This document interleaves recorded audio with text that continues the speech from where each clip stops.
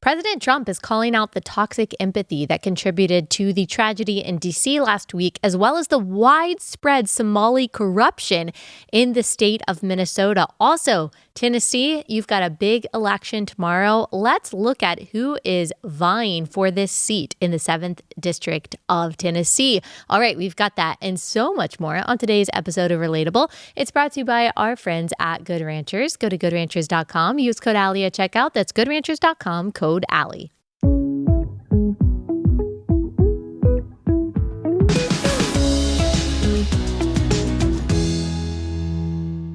Hey guys, welcome to Relatable. Happy Monday. Hope everyone is having a wonderful day so far, that your week is off to a great start.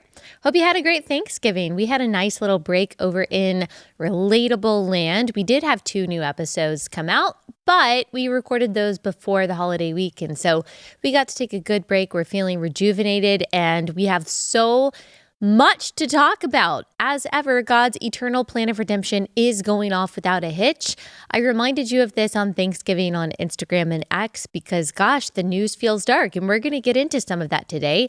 So important for us to understand and to navigate and to push back against the darkness as Christians, and especially as moms raising kids in this very often scary world. But it's important to remember that this is our Father's world, that we should never forget that though the wrong seems off so strong, he is the ruler yet. As you guys know, that's my favorite hymn. I have to remind myself so often of God's sovereignty, whatever is going on with you personally, whatever is going on politically, whatever is going on in your life professionally, whatever is going on anywhere, God is never surprised by it. He's never taken aback by it. And Romans 8 reminds us that he works all things together for the good of those who love him, who are called according to his purpose. So even the things that we do not understand, even all of the things that seem completely hopeless and void of any benefit, God even works those things together for good, and ultimately he will win. One day there will be no more confusion, no more chaos, no more sin, no more gender confusion, no more deception, no more propaganda, no more abortion, no more murder, no more violence, and Jesus will rule in perfect peace. We have that to look forward to. But we are here in this now, in this present temporal moment. We are placed here by a God who does nothing arbitrarily. And our purpose, of course, is to glorify God. But that means in our lives, both in big and small ways, in private and in public ways, pushing back against the darkness, confronting the lies of this world with truth. And very often, the lies of this world don't look like lies. They don't look like evil. They don't look like objective wickedness. But just like Satan, who disguises himself as an angel of light, lies sound good. Destruction sounds good. Danger, both to ourselves, to our communities, to our country, sometimes actually looks like empathy. And you see, the media is very angry. Again, still, I'm not sure. The book Toxic Empathy that I wrote came out in October 2024. And I feel like actually the anger and the ire just around the title and the premise of the book has only grown stronger. It seems like every month there is some new article by some journalist who feels that they are uncovering my book, Toxic Empathy, and that they have found this trend that's happening on the right. But as I said, of course, this is not new. And before I wrote the book, before, by the grace of God, it became a New York Times bestseller, I was talking about this. And I'm not the only one. People have been talking about the weaponization of compassion in different realms for quite a while. Paul Bloom is a Yale psychologist coming from a secular perspective who wrote, I believe back in 2016, a book called Against Empathy. And from his professional and scholarly perspective, a hyperfixation on empathy actually makes people more cruel to the out-group. And in the name of protecting a perceived victim, actually is extremely exclusive and unfeeling and calloused towards those that are perceived to be against this perceived victim. And so my book, from a Christian perspective, simply spoke about the truth that the progressive media and progressive politicians and activists capitalize upon Christian compassion and manipulate our sincere desire to be loving and kind to convince us to support progressive policies that ultimately are really bad for our country, for ourselves, for the very people that the media claims to want to help. That is true when it comes to abortion. It's true when it comes to immigration. It's true when it comes to gender. It's true when it comes to sexuality and sexual identity. It's true when it comes to crime. It's true when it comes to COVID. It's true when it comes to climate. The argument is, if you do not latch on to the progressive perspective on these things, you are a bad person and you hate your neighbor. But it's not true. It's a lie. Their policies actually have deleterious outcomes. But Axios feels that they are highlighting this, I guess, in a novel way.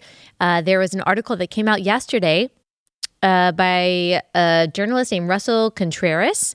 He wrote, "Empathy is the new Christian battleground." And there's nothing much wrong with this article, I will say.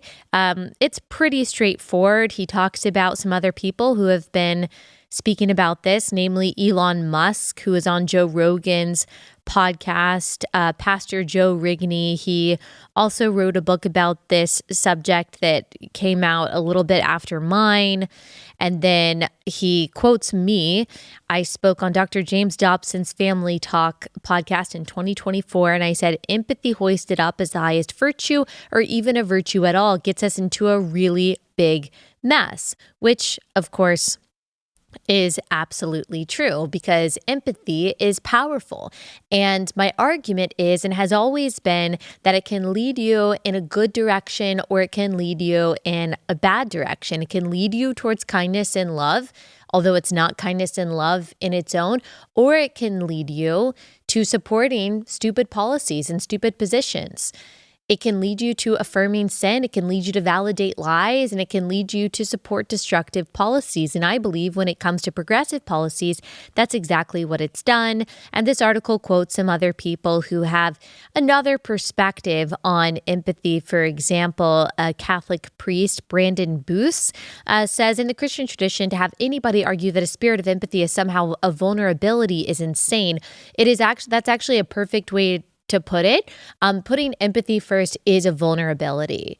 It makes you vulnerable to lies. It makes you vulnerable to stupidity because you think that you are supporting these things in the name of love, but really it's just because you feel so deeply how a person feels, which is not the same as love. God gets to define love, and he does. In 1 Corinthians 13:6, love, among other things, never rejoices in wrongdoing, but rejoices in the truth. That means that love, defined by the God who is love, 1 John 4:8, is inextricably intertwined with the truth. So you can't actually love someone and tell them that they were born in the wrong body. That's a lie. You can't love someone and call a man a woman or a boy she. You can't love someone and advocate for the murder of an innocent baby inside the womb. You can't love someone and support open borders, which leads to chaos, both for the countries of origin and our country here. You can't love someone and support the soft on crime policies that lead to more death and danger. You can't love someone and deny a child their right to their mother and father by redefining marriage. You can't love someone by supporting sin and telling people lies. It's just not possible. You can feel empathy for them and support lies, but you can't truly love them. And Christians aren't just called to empathy. We are called to love no matter how we feel about someone. But, Salon magazine, which is a far left extreme outlet that says all this ridiculous stuff. In fact, I will read you some headlines in just a minute from this author named Amanda, who wrote an article about me. And it's called "MAGA's War on Empathy Was Started by a Woman."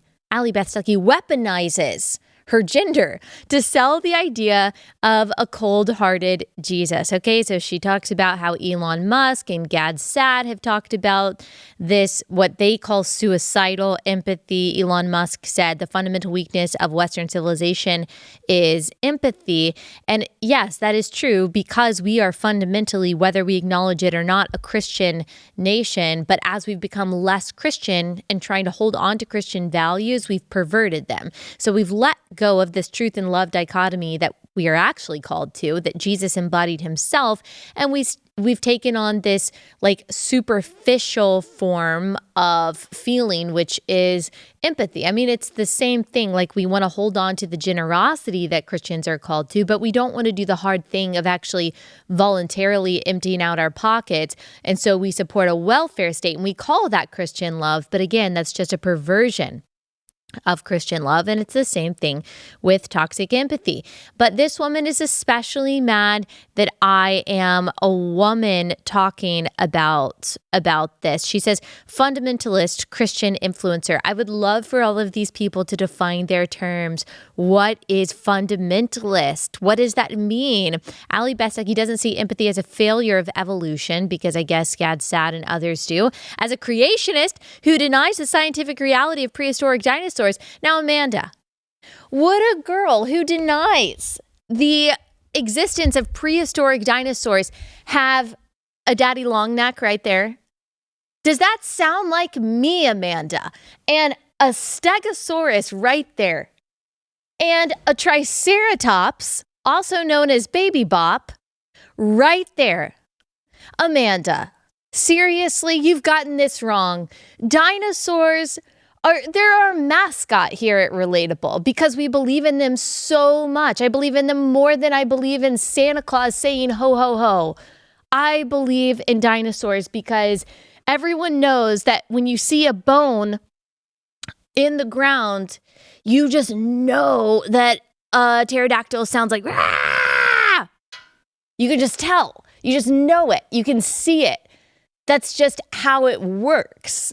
Okay? And you know that they have purple and blue scales and little short arms and ran really fast. It's just obvious, Amanda.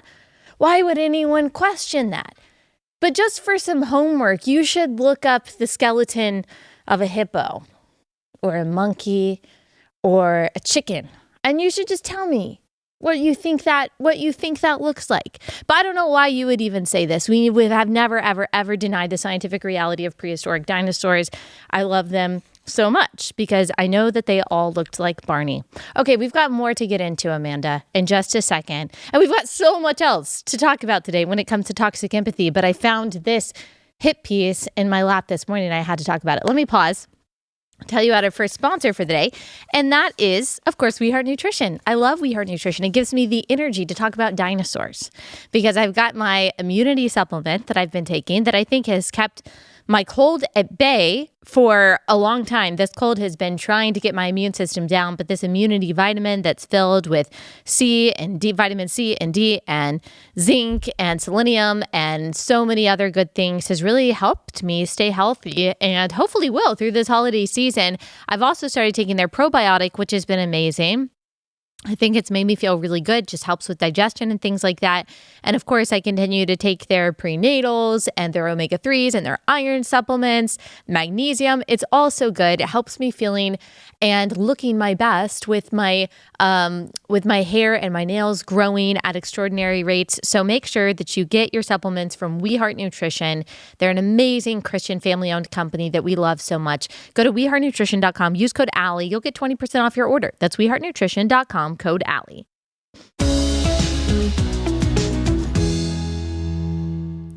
Now, speaking of my hair, Amanda really makes it personal, okay? She points this out, and I just have to say this is not the first time that I've gotten critiques like this, okay? The Relatable set is not safe. She already came for the dinosaurs, but now she says this. Relatable is a try-hard name. Actually, I did not try hard to come up with it, if that helps at all. It is relatable. It's relatable to thousands of women. Thankfully, hundreds of thousands of women. And she does say somewhere that this podcast is only talking to men, which is hilarious because I could show her some numbers. It is like 95% women. And that's why we had 7,000 women show up in Dallas, Texas just a couple months ago. This is a women's podcast, just maybe not for Amanda yet, but I don't know. God could save her. The logo's font, Relatable, is straight out of Mid-Century Woman's Magazine. I didn't even try to do that. Alexander, the designer of this, did you do that on purpose? Stuckey has soft blonde hair. Okay. fact check true, and favors pastels in her clothing and decor. Now, that's just hate speech. Anyone who knows me knows that I am an autumn. I do not wear pastels. My background is black. This is chocolate brown. White is not a pastel, but I do just want to point out, because you guys can't see this when you see my set, that I have this cross stitch right here, one of my prized possessions that we put up in our set, that says pastel hate influencer. Now, pastel hate influencer is some relatable lore that comes from this tweet from 3 years ago from a man who believes that he's a woman, who writes for Media Matters, who said pastel hate influencer Allie Beth Stuckey shared a list of alternate words instead of groomer to hurl at LGBTQ people on Twitter with her listeners today, doubling down on maliciously portraying queer people as a threat to children. No, not queer people, just pedophiles. That's it. I was actually talking just about people who groom children. I think it's weird that you conflated those two things. But the link was to an article from Media Matters, and Media Matters said in 2022, Stuckey's bright pink Twitter header, Instagrammable set decorations, that's more like it, thank you, and aesthetic podcast apparel are in stark relief against the backdrop of the virulently anti-LGBTQ rhetoric that fuels her extremist right-wing worldview. Okay, so these people, so that's where this comes from, this beautiful cross stitch right here. Pastel hate influencer. Again, no pastels. But these people have a hard time with the aesthetic. I guess they believe that, I don't know, it's supposed to be harsh, that I'm supposed to look like Biden did a couple years ago with the like red light backdrop behind him. I'm not really sure what they think that I should be communicating with my aesthetic. Even Cosmo in July 2025 started this article saying, in the recording studio, Allie Beth Stuckey sits on a cream sofa, her blonde hair perfectly tousled. She leans into the microphone and speaks. I'm loving the hair descriptions. I'm loving that they are pointing those things out as something that is actually nefarious. Later in this article, she says, I have fascistic views.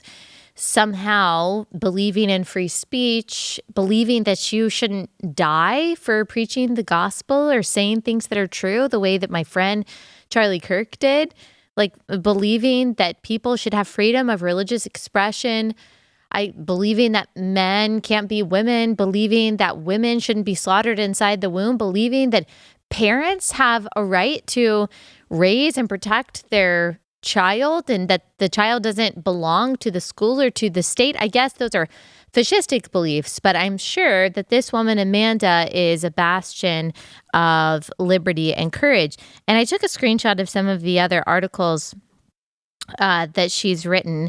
Why J.D. Vance and Erica Kirk's hug made tongues wag. Gross. Usha Vance doesn't do dishes, so why the wedding ring excuse? This is just kind of who she is. She has a real problem with women who don't fall in line with her extremist, progressive, pro-baby killing, pro-men in girls' bathrooms ideology, and she's really angry that someone like me, who represents a huge demographic of Christian women, exists. She's very, very bothered by it. And so she wants you to think that this feminine aesthetic is a cover for something actually nefarious.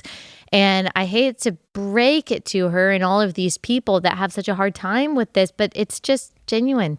I really am just a wife and a mom trying to navigate the craziness of this world, which is with as much clarity as the Bible gives me as I can possibly muster. And thankfully, there's so many of you who do relate to it. And not everyone has to agree with us, of course. That's just reality. But when you have someone who is so darkened in their understanding, whose heart is so hard, you just have to pray for them. You really do. And I think Amanda would probably hate it if we all prayed for her, but we should. And I don't mean that sarcastically. I don't mean that tritely at all. I genuinely mean that. Not pray that she would start listening to Relatable and become a Related Girl. By the way, I think I like that better than Related Gal. I think I'm going to test that out. but that truly Jesus would save her. Like if you look at the writings that she has, she is actually the one that is like very angry, very resentful, very bitter, very deeply disturbed. And like, let's just pray that Jesus like frees her from that and softens her heart towards the truth. That's the best thing that we can do. And actually, that's what Jesus asks us to do for our enemies. It's easy to pray for our friends. It's easy to love our friends. But it's much harder to be kind to and pray for and truly want the best for people who position themselves as our enemies. So let's pray for these people. Let's pray for the people at Media Matters, the people at Cosmo, the people at Salon. They really, really need it, truly. Okay. The truth is, though, is that we are over the target. That is why this is happening. We are over the target when it comes to toxic empathy. Progressives don't want us to talk about this because this is the sharpest sword that they have in their weaponry. Like this is the best tool they have in their toolkit. It's not facts. It's not data. It's not persuasive debate tactics. We know that. That's not the case. It is the weaponization of your empathy for the purpose of carrying out their causes. And that is exactly what is behind all of the chaos that centers on Muslim migration and violent crime that has really, really hurt our country and has hurt our community. So we're going to talk about some of that, and we're going to get into an election that's happening in Tennessee that also has to do with toxic empathy. So I want to talk about this horrific story of the National Guard soldiers. What does this have to do with toxic empathy? We'll get into that. But first, let me tell you what happened. 2 West Virginia National Guard soldiers that were deployed to Washington, D.C. in Trump's crackdown on crime were shot by an Afghan national on Wednesday, November 26th, so right before Thanksgiving. This was 20-year-old Sarah Bergstrom, who died the following day. Just so awful. Her dad posted about this, just missing his little girl. Absolutely devastating. And 24-year-old Andrew Wolf, who was in critical condition and fighting for his life. So everyone, please pray for Andrew Wolf. We've put his picture up there. That is according to West Virginia Representative Riley Moore, that he is still in critical condition. So please pray for him. Pray for Sarah's family. Pray for his family. According to a law enforcement source, the suspect allegedly shouted Allahu Akbar before firing at the victims. This is according to journalist Julio Rosas. The suspect was injured when other National Guard soldiers returned fire. He was immediately taken into custody and transported to a hospital. Yeah, there's this picture of him. He's like almost naked on the stretcher. Just so the whole thing just so awful. We don't know about his medical condition. Honestly, I hope he lives for a couple reasons. I want him to repent and to know Jesus, because eternity is a really long time to spend in hell. And I also want justice to be carried out. Death in this way in a comfortable hospital bed would be a mercy. And of course, the state needs to pursue the death penalty, and that should be carried out very quickly. That's how we used to do things. We used to execute proven murders very quickly. That is actually mercy.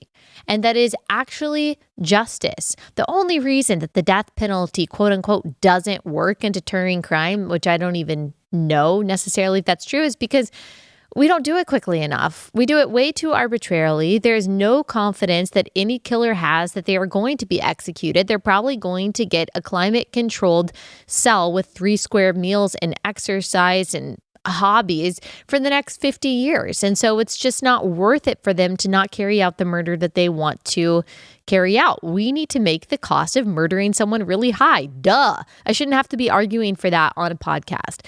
Secretary of Homeland Security Kristi Noem said the shooter may have been radicalized, actually not in Afghanistan, but here in the U.S. Here's Kristi Noem saying that. We do believe this individual, when they came into the country, we know he was unvetted. He was brought into the country by the Biden administration through Operation Allies Welcome, and then maybe vetted after that, but not done well based on what the guidelines were put forward by President Biden. And now, since he's been here, we believe he could have been radicalized in his home community and in his home state. So as we continue to talk to his family and his contacts, more details will be revealed, and we'll release those when it's appropriate. But this is something that for these individuals, when they're brought into our country, It's a dangerous situation. If you don't know who they are, if they're coming from a country that's not stable and doesn't have a government that can help you vet them, that we shouldn't allow it.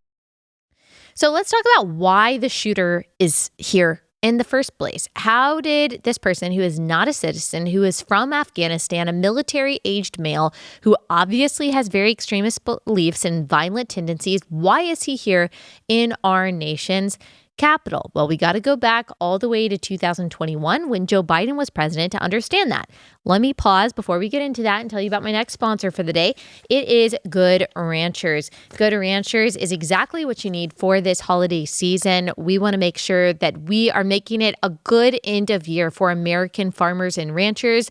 They just have such a hard time because of the regulations that have been put in place by so many different administrations that make it really easy for foreign companies to import their meat or to export their meat here, and for us to sell that meat at a much cheaper price. And that just makes it so difficult for American farms and ranches to compete. And so if you want to make sure that you're supporting this industry and supporting a family-owned Christian company like Good Ranchers, go ahead and make your order. It can be here well before Christmas, or you can gift a subscription to someone in your life. They'll get that American meat right to their front door every month. Beef, chicken, bacon, seafood. If you use my code Allie, you'll get $40 off your first order. Also, when you subscribe, you'll also get to pick which of their best-selling cuts you want free in every order for life. So go to goodranchers.com, use my code Allie for $40 off plus free meat for life.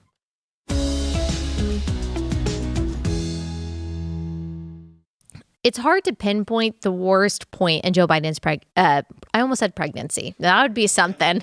That would be something. I guess in their world, anything can happen. Presidency. But it was probably the withdrawal from Afghanistan. Arguably it was. After American forces withdrew in 2021, the Taliban took over Afghanistan's capital city, Kabul, on August 15th of that year, effectively winning the war in Afghanistan. After facing intense criticism for the deaths of 13 U.S. service members during the withdrawal, President Biden immediately blamed the collapse on Donald Trump and Donald Trump's foreign policy. Of course, Trump was not president at that time. $7 billion of military equipment the U.S. gave to the Afghan government was left behind and ended up in the hands of the Taliban, which, of course, could very easily be used against us and our allies. Biden ordered the Department of Homeland Security to bring in vulnerable Afghans who worked with various U.S. government entities, including the CIA. So this suspect apparently had worked with the CIA in Afghanistan, and that's how he was able to come over here in this program that's called Operation Allies Welcome. It granted Afghans 2-year humanitarian parole with no permanent immigration status. Now, you might be wondering, okay, but it's 2023, or it would have been 2023 when that expired. So why in 2025 is this person still here? Well, after roughly 1 year, OAW, that is the Operation Allies Welcome, transitioned into the longer-term Operation Enduring Welcome. Combined, the two programs resettled almost 200,000 Afghans in the U.S. Now, hopefully all of these people from Afghanistan were well vetted, right? Probably not. A 2024 DHS Inspector General report confirmed data inaccuracies in some evacuee files. Every person who came in under this program is supposed to have something called an A number or an alien number, but this report found at least one occasion of two different individuals sharing the same A number, or there were multiple alien numbers assigned to one individual. Another example that was highlighted, ICE records had two different spellings for an OAW parolee's name with a different A number assigned to each spelling. We have no idea how often that happened. There was simply just no way to track these people or to even know their background, because to do a background check, you have to at least somewhat rely on Afghanistan and their officials to tell us the truth about these people. people. Can we rely on our enemies? No. A June 2025 DOJ report stated the need to immediately evacuate Afghans overtook the normal processes required to determine whether individuals attempting to enter the United States pose a threat to national security, which increased the risk that bad actors could try to exploit the expedited evacuation. And of course, that is always what we are weighing. I understand the argument that, look, these people helped us over there, so we should try to prioritize getting them to safety. Okay, that may be a priority, but it's got to be weighed against the safety and security of the people that you actually are tasked to govern, whose interest and well-being should come first. That is the righteous responsibility of any government to put the well-being, the security, and the interests of its own people first. Well, in this case, they decided that these people that we are not actually tasked to govern are more important. Their security is more important than the security of American citizens. We see that trade-off happening over and over again, especially when a Democrat is in office. The same report that we were just talking about revealed that 55 OAW evacuees were later identified on U.S. terrorism watch lists. It's exciting. That's great. So this particular suspect had been living in Washington, Washington State, had no prior criminal record. The suspect's government file claimed he underwent biometric and biographic screening, apparently didn't have any disqualifying information in his background. Now, it is important because you're going to see people say this. He applied for asylum in December 2024 and was granted it on April 23rd, 2025. Okay, so this is 3 months into the Trump administration. So the Trump administration has got to figure out how exactly this happened, why this person was granted asylum.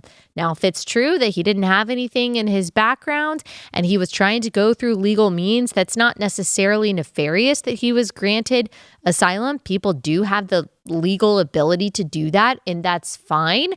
But it is important to note that part of this happened under the Trump administration. Leaked emails even show that refugee agencies and state services were actually warned that the suspect had been spiraling into mania since March of 2023.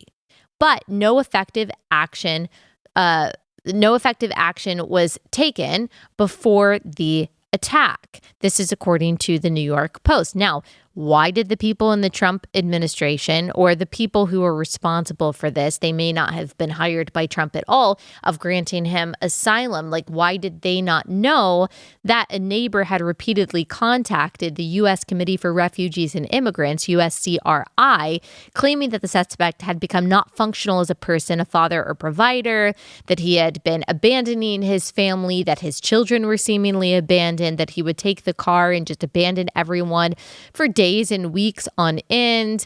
These organizations who were supposed to be kind of like vetting and tracking these refugees, they didn't do their job. They did nothing. So as almost always, there were signs. There were signs, and the people who were responsible for noting these signs and taking them to the right people, they didn't do their job. Now, was it incompetence? Was it malice? Was it political ideology? Was it toxic empathy that organizations like this just ignore the danger that some migrants and some refugees bring to the country? It's probably a combination. It's really easy to just believe kind of the emotional rhetoric that, well, we're helping refugees. We're helping people who are in harm's way. We're helping allies. Everyone wants that. I want that. And I think it's okay, of course. It's good to have that kind of compassion, but we have to be more thoughtful than that. Every policy, every decision that is made by people in power is a trade-off. Every single one, whether it's COVID policy or anything else, you're asking, what are the benefits? What are the risks? Who is this harming? Who is this helping? What outweighs what? And when it comes to this, the risks outweighed the benefits for the American people. So here are some other crimes committed by resettling Afghans. 2 Afghan nationals were charged with plotting an ISIS-inspired attack to disrupt the 2024 election in Oklahoma City. Another Afghan evacuee was arrested in Texas for posting a TikTok video featuring bomb instructions. That happened very recently. He said he was going to blow up a building in Fort Worth. There was an attempted sexual act with a minor assaulted multiple minors at base, charged federally to 8 years in prison, according to the DOJ. There was also, according to the Washington Times, a rape of an 18-year-old woman in a Montana hotel by an Afghan national. Domestic assaults, threatened to send his wife back to the Taliban. Multiple domestic violence and child assault cases at bases. Some charges reduced to misdemeanors, according to Fox News. And I know people are going to say, well, this is not just this group. You're just demonizing this group because they don't look like you or whatever. That, American citizens and white people, and they commit crimes. Of course, people of all nationalities, citizenship statuses, and skin colors commit crimes. That's not the point. The point is that these people aren't supposed to be here. And we do already have homegrown criminals. Why would we add to our criminal statistics by bringing people in who should not be here? Let's deal with the crimes that are committed by citizens. We have a method to dealing with those crimes, but crimes who are committed by people who should not be here in the first place, that is absolutely preventable. Those are preventable assault cases, preventable murder, preventable child rapes. And we are allowing them in the name of just, oh, it's empathetic and kind. Empathetic to whom? To the military-aged men that are coming in here and raping children and murdering National Guardsmen and women? It's certainly not empathetic to the victims. That's the problem with empathy, is that it has the ability to blind you to both reality and morality. It has you focus so much on one side of the moral equation that you ignore the other one. You have so much empathy for the person born in the wrong body that you ignore the rights and the privacy of girls and women. You have so much empathy for the plight of the pregnant mother that you forget that abortion butchers the child inside the womb. You have so much empathy for this illegal migrant coming from violence in Honduras that you have no empathy and no thought about Kate Steinle or Molly Tibbetts or all of the victims of these preventable crimes committed by illegal aliens or people who should have never been allowed in legally in the first place. That's the problem. But if you think through this truth and love dichotomy, then you're thinking, what is factually true? What is scientifically true? What is historically true? What are the trade-offs? What is biblically true, most importantly, and how can I love this individual while still upholding what is true and what is right for my country, for my community, and for my family? It's possible to do that. Empathy is actually the easy way out because you don't have to deal with the consequences of toxic empathy if you're rich enough. And that's exactly why, of course, most Afghan nationals were resettled to Houston, San Diego, Sacramento, San Antonio, and Denver, and not to DC, where all of these politicians who decided this live. We've got a little bit more on this. Let me pause, tell you about our next sponsor. It is Crowd Health. All right, open enrollment, all that craziness. Health insurance is a hassle. Sometimes it makes you feel sicker. It makes you feel like you don't have insurance at all because of everything that you have to go through, all the prices that you have to pay. Maybe it's time to just opt out, to get your freedom back and join Crowd Health. This is not health insurance. It's healthcare for under $100. You get access to a team of health bill negotiators, low-cost prescription and lab testing tools, as well as a database of low-cost, high-quality doctors vetted by Crowd Health. And what if something major happens? You pay the first $500, and the Crowd steps in to help fund the rest. It feels like the options that we used to have before Obamacare messed everything up. And of course, you join the Crowd. This is a group of members just like you who want to help pay for each other's unexpected medical events. This open enrollment, take your power back. Join Crowd Health to get started today for $99 a month for your first 3 months using code Allie at joincrowdhealth.com. That's joincrowdhealth.com, code Allie. Crowd Health is not insurance. Opt out. Take your power back. This is how we win. Joincrowdhealth.com, code Allie.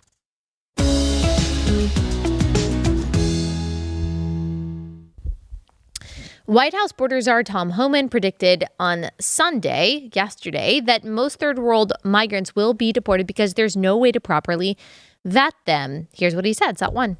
There's no way to clearly vet these people, 100% that they're safe to come in this country from these third world nations. President Trump's doing the right thing, reviewing every one of these people that came under the Biden administration and drilling down on them. I really, truly think that most of them are going to end up being deported because we're not going to be able to properly vet them. Okay, well, let's get to it. Like, let's go ahead and get it done. Like, I know you see a lot of people and a lot of your friends who are totally incensed about this, and they believe all of the lies that citizens are being rounded up because they look brown or being deported to Mexico. That is not something that is happening. That's not something that's happening. And Obama deported more people than Trump has. And Biden also deported over 1 million people. Did you hear about ICE raids under Biden? Did you hear about ICE raids under Obama? Did you hear about kids in cages under any of these administrations, even though that was happening, if you want to call these detention centers cages? Like, did you hear about all of the lost children who were abandoned and not accounted for under these administrations? Did you hear about the sex trafficking, the human trafficking, the drug and weaponry trafficking that was happening under these administrations? No, it's not because it wasn't happening. It's because the media is in bed with the Democrats and they don't want you to see the Democrats doing things that they are criticizing Donald Trump for. Like, you see that, right? That's, again, how the weaponization of empathy works. There's a reason why you read a story about abortion. You only get the perspective of the mother. Not that the mother doesn't matter, but again, her comfort and her desire to have an abortion has to be weighed against the life and the rights of that child who is about to be murdered. But they only want you to see one perspective, one way. So you have to be more thoughtful than that. God gave you a brain. God gave you a mind to think. Now, like, here to me is what this looks like as a Christian. Some of my favorite people in the world are immigrants from what are considered third world countries. They are immigrants from Africa.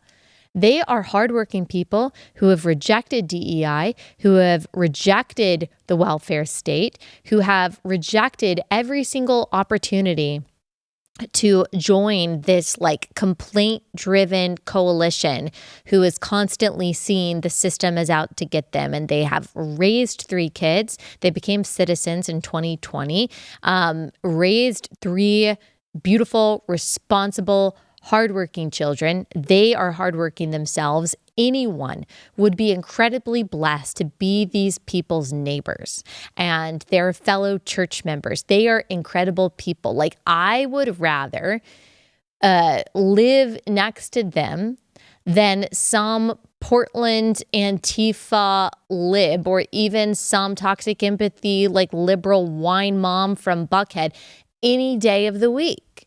Okay?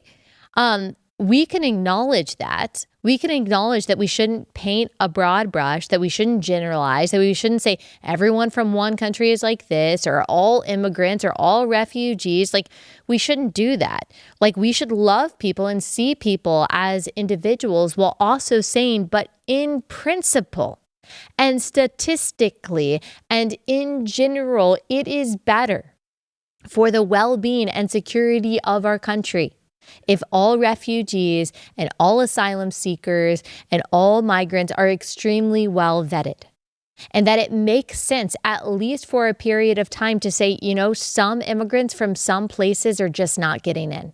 We don't have the capacity to vet them right now. And because we care about the safety and security of our Americans, of the people that we're governing, then we just can't let them in. And that is why Donald Trump, he said that he would halt all immigration processing for Afghan nationals pending a thorough review of security and vetting protocols. He said, we must now re-examine every single alien who has entered our country from Afghanistan under Biden. We must take all necessary measures to ensure the removal of any alien from any country who does not belong here or add benefit to our country. Again, I say yes and amen. Like, let's go. And in principle, on a micro level, everyone agrees with this. There's a reason why you live inside your home. There is a reason why you don't sleep on your front sidewalk. There's a reason why you don't leave your door open. There's a reason why you don't let strangers come into your home and eat all of your food and sleep in your children's bed. That doesn't make you a good neighbor. That makes you a bad parent. And countries are like families, just on a bigger scale. You put the safety and security of your people first, not because you hate people from other countries, but because you love people in your country. It is not possible for us to equally prioritize all of the interests of everyone in the world and all of their safety and security. It's not possible. So Americans come first. That is their righteous responsibility. I believe we see that principle in Romans 13, that governments were instituted by God to punish the wrongdoer and reward the good. You take care of your people. Nations were God's idea. Borders were God's idea. Government, laws, all God's idea. And they are good. Also, Trump is talking about remigration. And so people who are here, remigrating them back to their home countries. Of course, not American citizens, but he points out how this is on Thanksgiving Day. This is a very long post by Trump, and I'm trying to decide, I can't read the whole thing. So he kind of weaves together a couple things that are happening here. He says, okay, I'm just gonna read it and we'll see how far I get. He says, a very happy Thanksgiving salutation to all of our great American citizens and patriots who have been so nice in allowing our country to be divided, disrupted, carved up, murdered, beaten, mugged, and laughed at. Toxic empathy, along with certain other foolish countries throughout the world for being politically correct and just plain stupid when it comes to immigration. The official United States foreign population stands at 53 million people, most of which are on welfare from failed nations or from prisons, mental institutions, gangs, or drug cartels. I mean, does that sound like a good process for Americans? No.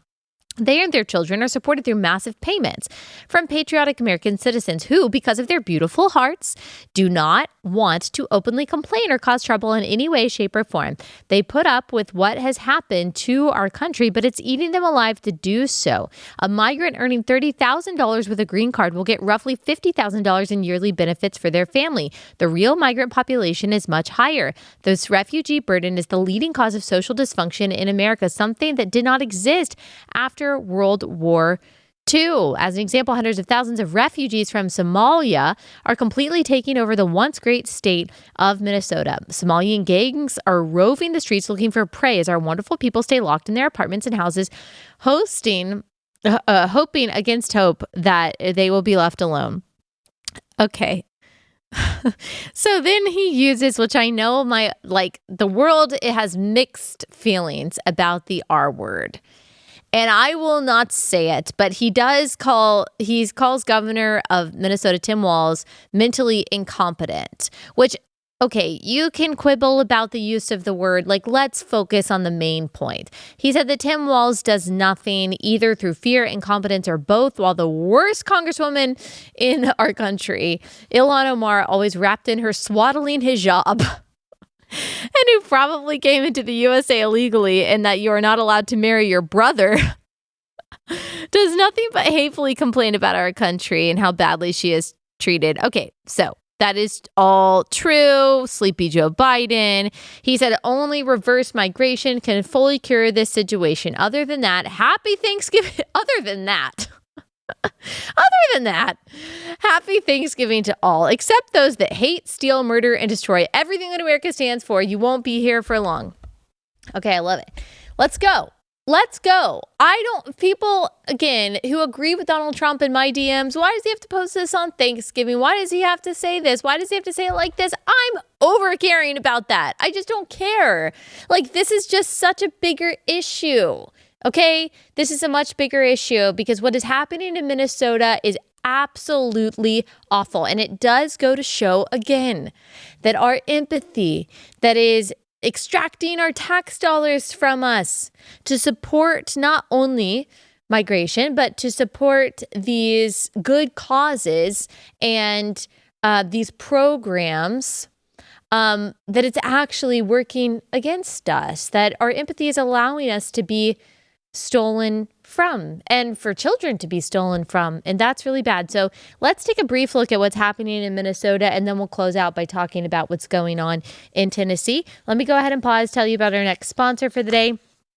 It is Preborn. Okay, if you actually want to love, not just feel deeply for someone, which only goes so far, but actually love someone, then you should put your money where your heart is and support pregnant moms in need, support their babies, make sure they have the resources that they need to make a life-affirming choice and to take care of their baby. One way you can do that is by donating to Preborn. They resource pregnancy centers across the country to make sure they have what they need to serve these moms. For example, they provide this sonogram equipment.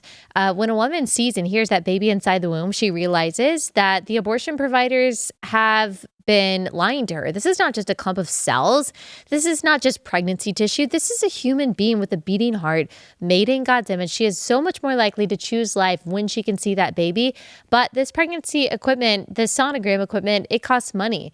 And even to perform the sonogram, to get the nurse to be able to do it, all of that costs time and money. So if you can donate to Preborn, you can help cover that cost. Just $28 covers the cost of a life-saving ultrasound appointment. So go to preborn.com/Allie. Make your donation today to Preborn. That's preborn.com/Allie. Preborn.com/Allie.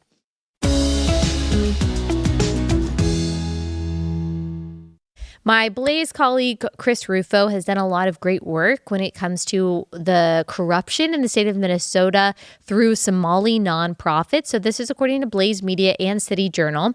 A City Journal investigation exposed multiple massive fraud schemes in Minnesota's welfare programs, almost all perpetrated by members of the state's Somali community, collectively stealing billions in taxpayer dollars. Okay, just think about all of the people who are working so hard to pay their mortgage and to pay for their kids' school. Think about that family who has made the sacrifice to live on one income so the mom can homeschool their kids.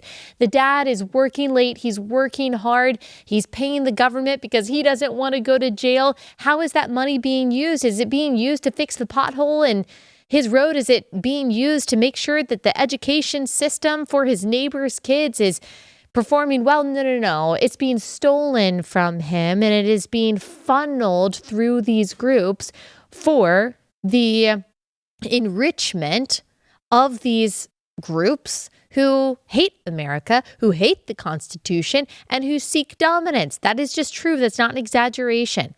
So, for example, the Housing Stabilization Services Program, meant to cost $2.6 million per year, exploded to $104 million annually by 2024 and $61 million in just the first half of 2025 before being shut down because the vast majority of it was fraudulent. Federal prosecutors say that HSS providers were fictitious companies, often run from rundown storefronts, that signed up vulnerable people for services they never intended to deliver while billing Medicaid anyway. The $250 million Feeding Our Future scandal saw Somali-owned nonprofits claim to feed thousands of children daily with fake rosters and invoices, then use the money for luxury cars and overseas real estate. On September 18th, 2025, the 56th defendant pleaded guilty. So you see, like if you were, say you were a Republican who had been running in Minnesota and you had run on, hey, we got to cut spending and we have to cut the taxpayer dollars that we are giving to Feeding Our Future. What would the liberal media have said? Oh, you're evil. How dare you doge this? You don't want to feed innocent children. You want these innocent children to starve. And they would have found one kid on the streets of Minneapolis who didn't have food that day, and they would have said it's because of this Republican politician who wants to cut money from Feeding Our Future. You saw the same thing with Doge when we cut funding to USAID. Well, USAID, as you heard my guest, who is a missionary to Nigeria, say just the other day, they're doing jack squat in most of these places that they say that they're doing something for, okay? So when people say we got to cut this stuff because we have to protect the American taxpayer, what does the media do? And it works so well, even sometimes on this audience. They say, well, you don't have empathy. You don't love your neighbor. Because look at what these dollars are intended to do. Never ask, what is the dollar intended to do? Ask, what does the dollar do? Like, what is the outcome of this program, not what is the stated intention? A separate $14 million autism services fraud ring paid Somali parents cash kickbacks of $300 to $1,500 per month per child to enroll kids, many without actual autism diagnoses. And lucrative therapy programs driving statewide autism claims from $3 million into 2018 to $399 million in 2023. What are we doing? What are we doing? I mean, if this is happening in Minnesota, and this is actually being uncovered in Minnesota, which is pretty incredible, like what's happening in California? What's happening in Illinois? What's happening in New York? What is happening in Houston? These Democrat-run places where there are these large Somali and Islamic groups who you got to give them credit. They look out for themselves.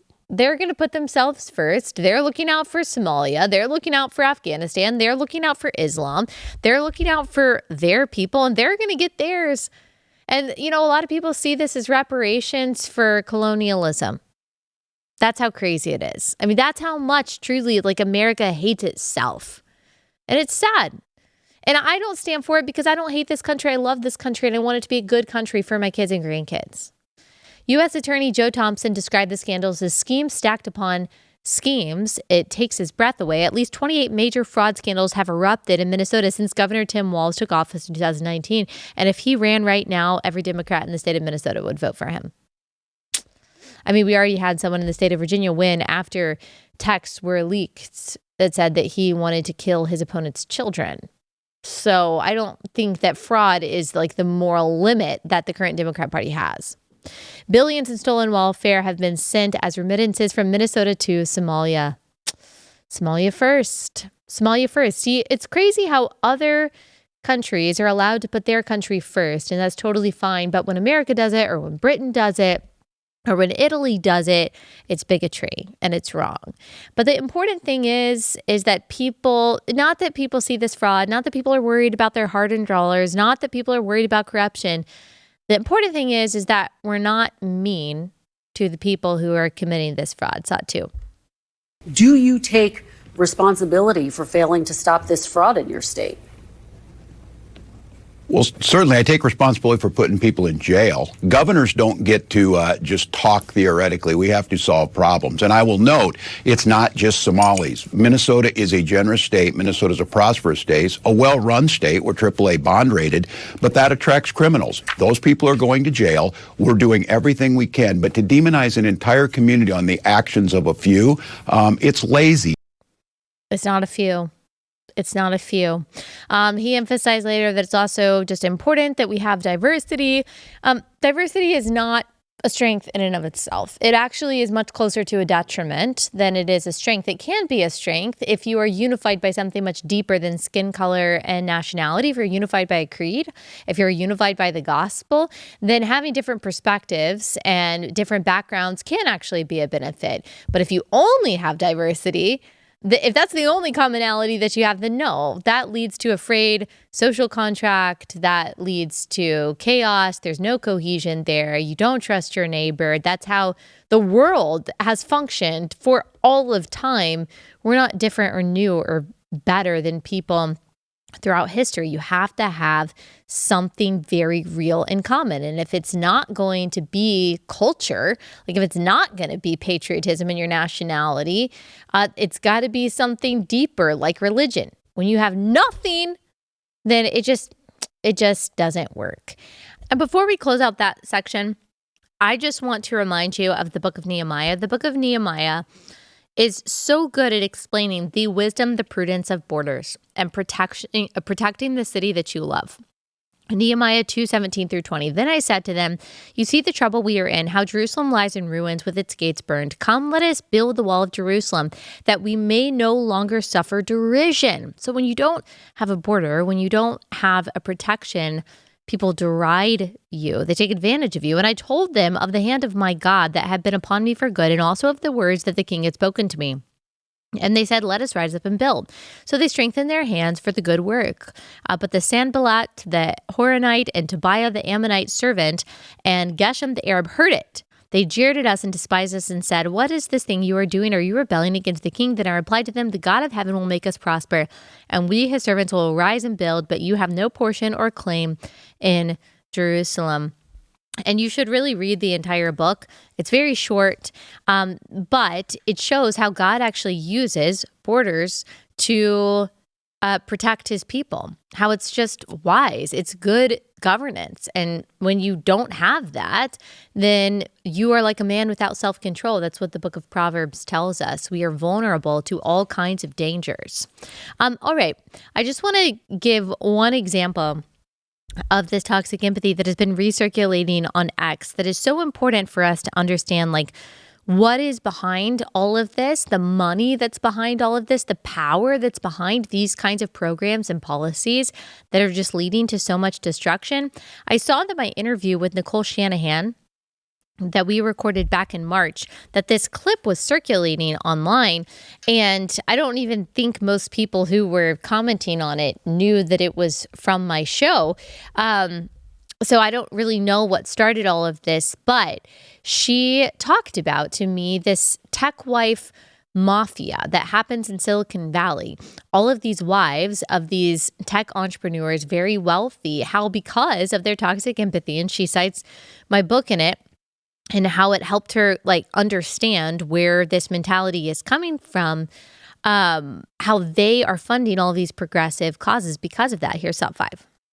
I think at the heart of the progressive billionaire wife mafia is a real desire to want to be liked, to give back, and to be celebrated for doing good work.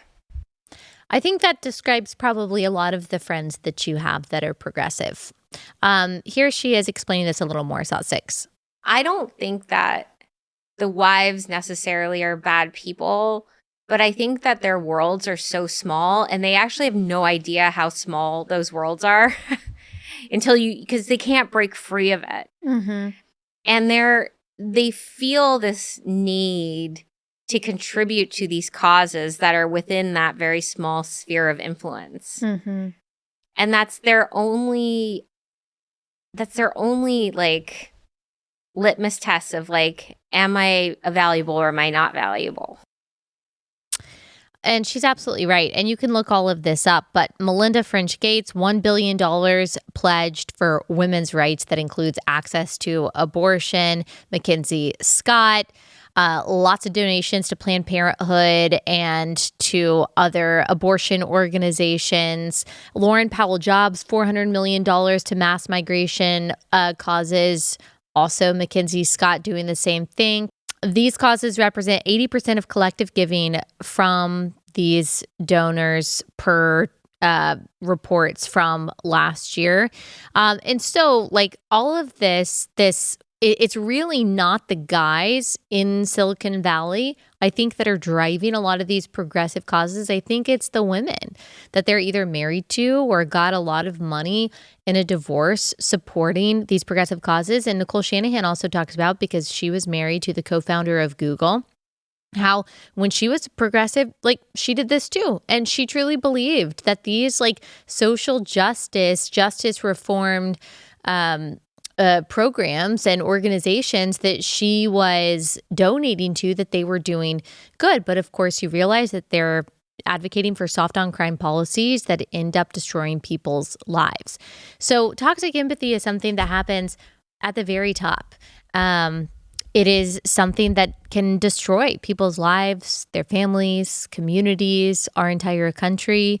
I think the people at the very top don't actually feel this like sense of empathy. I think that there are actually some just really bad, deceitful actors who want to exploit Americans' goodwill for these bad causes. I think of people like George Soros and things like that. Like, I don't think he actually feels empathy for the migrant or the Black person or the poor person at all. I think he's just like he just hates America. I think there are people that just hate America, and they know that progressive policies ruin America. They just do. Like, it's hard for me to see how someone doesn't see that at this point. When you see the trajectory of a place like San Francisco or Austin or Denver or Philadelphia or New York City, the more progressive they get, the dirtier and the less safe and the worse they get and the poorer they get. Like, it's just so obvious that progressive programs don't work. They don't help people. They hurt. So, like, even if you would say, okay, well, at least they're doing XYZ, feeding the hungry. No, they're not. If you want to make sure that the hungry are fed, then you go do it. Don't outsource your compassion to the government. That's important. And it's especially important if you live in Tennessee. If you live around Nashville, there's a special election coming up tomorrow, December 2nd, a Democrat, Aftyn Behn. Is that how you pronounce her name? She's an activist turned Tennessee state representative, and she is against Republican Matt Van Epps, a combat veteran and member of the Tennessee Army National Guard, endorsed by Trump. They are vying for the 7th district seat left vacant by former GOP Representative Mark Green, who resigned earlier this year.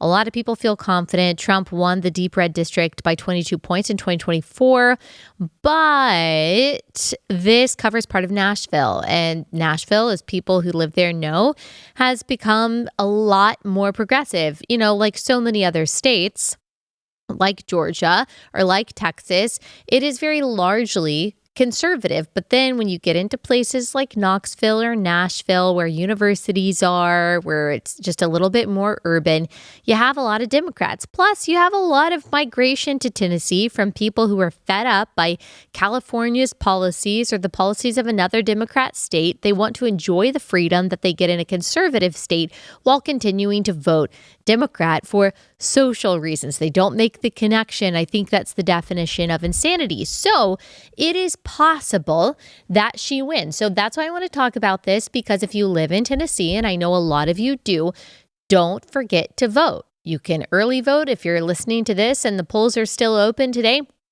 I think early voting may have closed, so I might have given you bad information, but you can definitely vote tomorrow on Tuesday, and you need to do that. You need to make a plan to vote. You need to make sure that you have a time that you can go. You need to make sure that you have childcare. If you need childcare, you need to make sure that you have a way to get there. Pick up your neighbors, pick up your friend, do a carpool situation, text your friends, make sure that they're voting if you have friends that live in that district, and make sure that you vote Republican. So let me just talk a little bit about who she is and why she is so awful.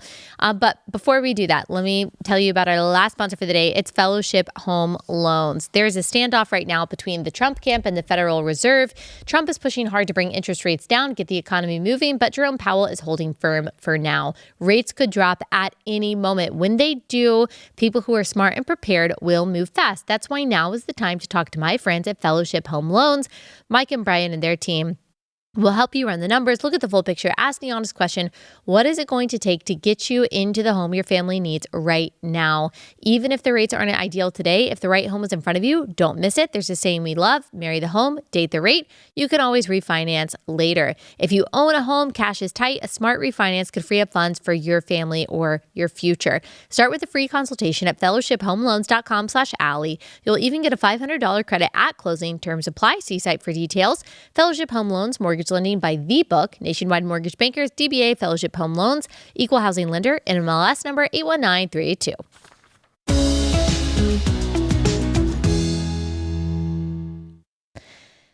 Okay, in 2019, Aftyn Behn was dragged out of Governor Bill Lee's office for attempting a sit-in. So here she is. This is just a voiceover. Got it. Okay, so here she is. She's trying to break and enter into the governor. Okay, the governor's office. Now, the left is going to see this as heroic. I don't have the context for why she is doing this or why she thought this was important. We'll put up a picture of Aftyn so you can see what she looks like. But something that's super disturbing for me is that she actually hates the place that she is going to represent. Here is SOT9.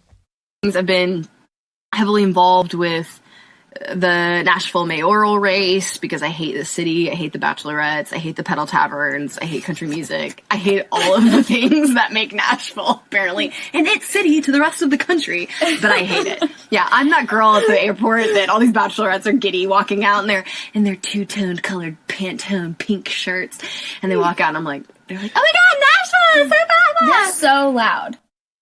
Okay, so she hates the city that she is trying to represent. She also said this about birthers. On her podcast in 2020, she said, I think as an organizer and as an activist, we really have an opportunity here in this country to talk about what type of progressive policies we want to see as young women. And I think we have as birthers, as women who can give birth, men and women who can give birth. What? Oh my gosh.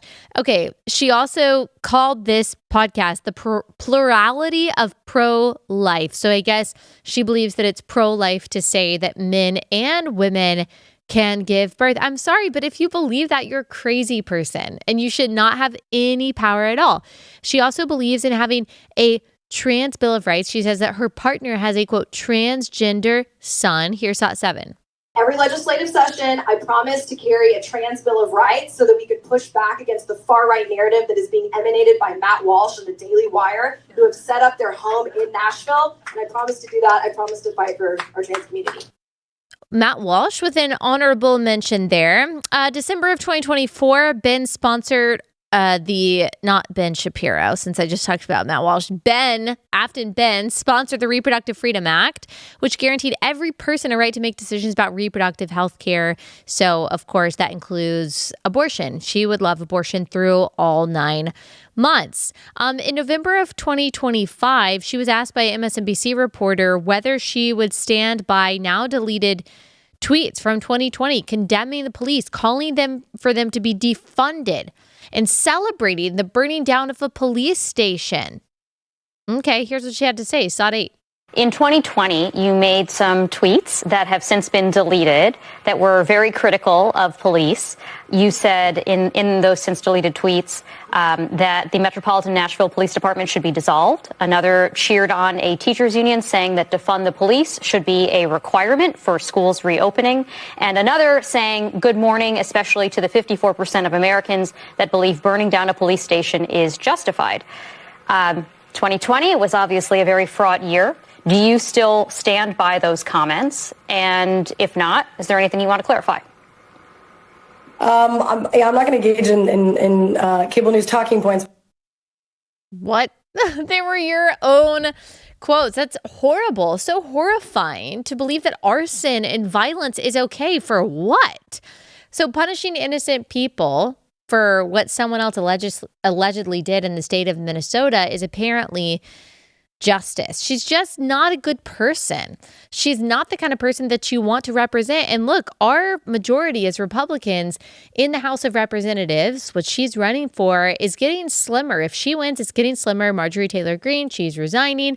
It's getting slimmer still. And so we want to make sure that Republican Matt Van Epps wins, that he is in office. Obviously, we know that someone who fights for abortion, that fights for the dissolution of the reality of male and female, who doesn't believe in law enforcement cannot keep you safe. And plus, you can't lead what you don't love. Like, you just can't. You can't lead well something that you hate unless you just want to fundamentally change it.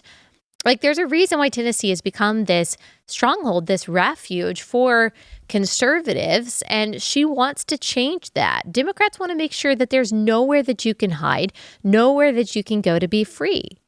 And so just make sure that she doesn't win. I'm going to be super disappointed in you if she wins, okay? That's your warning. I'm going to be very disappointed in you. So I'll be back Wednesday, and we'll talk about it maybe a little bit then.